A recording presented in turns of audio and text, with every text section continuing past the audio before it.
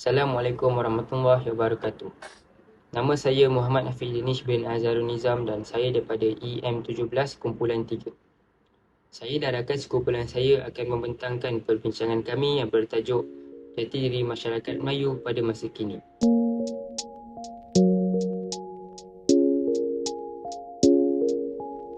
Setelah kami membuat kajian dan analisis, kami mendapati bahawa terdapat beberapa permasalahan yang menghadapi masyarakat Melayu pada masa kini tentang jati diri.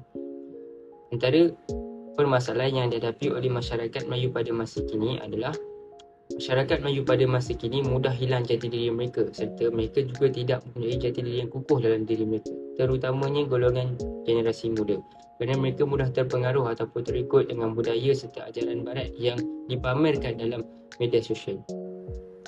Ini adalah masalah yang sering dihadapi oleh masyarakat kita, iaitu masyarakat Melayu sejak zaman dahulu lagi, kerana mudah terikut dengan budaya barat. Seterusnya, saya akan serahkan perbincangan ini kepada rakan saya untuk menyambung perbincangan ini. Assalamualaikum warahmatullahi wabarakatuh. Nama saya Muhammad Izzat bin Zairul Nizam. Hari ini saya ingin menerangkan faktor tambahan yang mendorong kepada masalah atau punca jati diri dalam masyarakat Melayu pada masa kini. Antaranya ialah ekonomi. Cabaran ekonomi seperti pengangguran, kemiskinan atau tekanan ekonomi boleh memberi persepsi diri dan identiti seseorang. Hal ini dapat memberikan tekanan emosi dan merosakkan keyakinan diri seseorang itu. Keadaan ekonomi yang tidak stabil boleh merangsang pertanyaan tentang nilai diri seseorang dan memberi kesan kepada identiti mereka. Faktor yang seterusnya ialah berkaitan dengan politik. Isu-isu politik, terutamanya yang berkaitan dengan hak-hak etnik atau agama, boleh juga memainkan peranan dalam membentuk identiti dan perasaan keterikatan kepada masyarakat Melayu. Isu-isu ini boleh mencetuskan ketidakselesaan dan ketegangan di kalangan individu dan kelompok yang kemudiannya dapat mempengaruhi identiti serta pencarian rasa kestabilan dan keamanan. Faktor yang terakhir ialah perubahan budaya. Perubahan dalam budaya tempatan dan global boleh menyebabkan konflik antara nilai-nilai tradisional dan trend moden. Individu Melayu mungkin menghadapi konflik internal tentang cara mempertahankan nilai-nilai budaya tradisional sambil menyesuaikan diri dengan perubahan budaya yang membawa pengaruh luar. Assalamualaikum, nama saya Akmal Hafiz bin Razman. Hari ini saya ingin mengolah ataupun menghuraikan mengenai faktor ataupun punca yang mendorong kepada masalah jati diri dalam kalangan masyarakat Melayu pada masa kini. Poin pertama saya adalah globalisasi. Dengan pesatnya pembangunan dan perkembangan teknologi dan kemajuan komunikasi, masyarakat Melayu mungkin terdedah kepada budaya luar yang boleh mempengaruhi nilai-nilai tradisional dan identiti mereka. Globalisasi dapat menyebabkan kehilangan jati diri kerana adanya pengaruh daripada budaya asing. Poin kedua saya adalah media sosial. Penggunaan media sosial yang meluas dapat memberi kesan besar terhadap persepsi diri dan jati diri seseorang individu. Tekanan untuk mencapai sesebuah standard kecantikan ataupun gaya hidup tertentu yang seringkali diperlihat di media sosial boleh menyebabkan kebingungan dan ketidakpastian identiti dalam masyarakat kita. Poin ketiga saya adalah pendidikan. Sistem pendidikan yang tidak memadai atau tidak memberikan penekanan kepada nilai-nilai tradisional Melayu juga boleh menyumbang kepada masalah jati diri ini.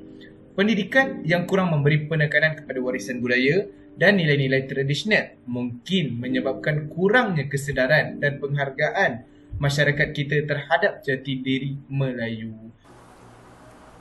Kesan jati diri dalam masyarakat Melayu pada masa kini. Isi yang saya hendak bentangkan adalah minda yang terjajah dan tertawan. Poin yang pertama adalah mereka tetap terjajah dalam minda yang mengagungkan bahasa Inggeris. Idea minda terjajah ini juga dipersepsi oleh seorang sarjana sosiologi Islam iaitu Malik bin Nabi yang lahir pada tanggal 1905 hingga 1973. Yang kedua adalah Malik An-Nabi membuat pengamatan bahawa fenomena kedewibahasaan mencipta kesan-kesan yang sangat bertentangan dengan kebudayaan kebangsaan kita. Dan yang terakhir adalah bahasa yang tidak digunakan dalam pendidikan pengaruhnya akan menjadi sangat terhad. Antara kesan lain sekiranya jati diri hilang dalam masyarakat ialah keruntuhan sosial. Perkara ini kerana wujudnya gejala sosial di antara masyarakat di dalam negeri ini. Mereka akan sering bertengkar kerana kesepakatan antara masyarakat sukar dicapai. Perpaduan masyarakat akan pudar dan masing-masing tidak akan menghormati sesama sendiri yang akan memporak-porandakan keadaan di negara ini. Saya ingin membahas mengenai kesan apabila masyarakat Melayu mudah kehilangan jati diri atau jati diri tidak kukuh. So, kesan yang pertama ialah hilangnya kesinambungan budaya. Tanpa jati diri yang kukuh, masyarakat Melayu mungkin kehilangan kesinambungan budaya dari tradisi yang diwarisi dari generasi ke generasi. Selain itu, ia juga akan menyebabkan kehilangan budaya menyimpan nilai-nilai murni. Warisan budaya juga seperti adat resam, bahasa, seni dan kepercayaan tradisional juga boleh terancam, punah dan dilupakan untuk generasi yang akan datang. Poin yang kedua ialah pertumbuhan ekonomi dan pembangunan terhalang. Kehilangan jati diri boleh memberi kesan negatif kepada pertumbuhan ekonomi dan pembangunan masyarakat. Kekuatan budaya dan identiti boleh menjadi sumber inspirasi untuk inovasi dan kreativiti yang mendukung pembangunan ekonomi. Jika masyarakat kehilangan atau mengabaikan elemen-elemen budaya yang memperkukuh identiti mereka, potensi untuk menghasilkan idea-idea baru dan inovatif dalam bidang ekonomi akan terhambat. Sebagai penutup, oleh itu, penting bagi masyarakat Melayu untuk memelihara dan memperkukuhkan jati diri mereka agar dapat mempertahankan warisan budaya yang kaya dan menjadi kontributor yang berarti dalam pembangunan sosial, ekonomi dan juga budaya. Sekian, terima kasih. Memulihkan jati diri masyarakat Melayu pada masa kini akibat beberapa faktor yang rakan-rakan saya telah terangkan. Jadi kita perlu mengambil langkah komprehensif dalam memulihkan kembali jati diri dalam masyarakat Melayu. Jadi ini beberapa kaedah penyelesaian yang saya telah temui dan antaranya yang pertama, pendidikan yang berfokus kepada warisan budaya. Jadi kita perlu mengintegrasikan pelajaran tentang nilai-nilai budaya Melayu dalam kurikulum pendidikan dengan lebih mendalam, sama ada dari subjek sejarah, adat seni dan juga budaya. Kita boleh juga lakukannya sama ada di dalam sekolah maupun di luar sekolah. Bagi di luar sekolah, para pelajar boleh melibatkan diri dalam aktiviti melawat muzium ataupun aktiviti-aktiviti yang melibatkan adat-adat kebudayaan Melayu. Pelajar dapat secara tidak langsung dapat berinteraksi dan akan membangunkan kesedaran akan identitas budaya Melayu melalui penghargaan terhadap tradisi, kepercayaan dan kesenian Melayu. Program-program pengukuhan diri seperti ini, seperti seminar atau adat-adat budaya Melayu akan mengangkat nilai-nilai positif dari bangsa Melayu yang sangat membantu dalam memulihkan jati diri kita. Yang kedua, penggunaan teknologi dan media sosial pada masa kini. Jadi apabila kita menggunakan platform digital untuk menyebarkan informasi positif tentang budaya Melayu, kita dapat memperkenalkan kekayaan budaya dengan mengadaptasikan cita-cita tradisional dan mempromosikan kesedaran akan pentingnya melestarikan warisan budaya dalam diri. Selain itu, kita boleh juga membuat podcast atau webinar yang kita tahu sedang viral baru-baru ini untuk membahas topik-topik seputar budaya Melayu agar sentiasa diingati oleh generasi masa kini. Kita juga boleh melibatkan influencer dan kreator konten lokal yang terkenal untuk menyebarkan pesan tentang jati diri masyarakat Melayu yang penting untuk masa akan datang.